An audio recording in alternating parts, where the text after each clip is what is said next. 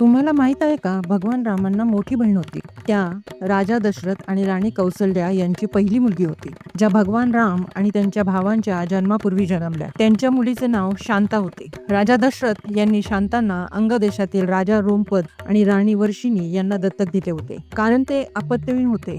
राणी वर्षिणी या माता कौसल्याच्या बहीण होत्या. शांता यांचा विवाह ऋषीशृंगांशी झाला. ते एक ऋषी होते जे एकाकीपणात वाढले होते आणि महिलांची काही माहिती नव्हती. ऋषीशृंगाने एक यज्ञ केला, ज्यामुळे अंग देशात दुष्काळानंतर पाऊस पडला. पुढे ऋषीशृंगी यांनी राजा दशरथासाठी पुत्र कामेष्टीचा यज्ञ केला, ज्यामुळे भगवान राम, भरत, लक्ष्मण आणि शत्रुघ्न यांचा जन्म झाला.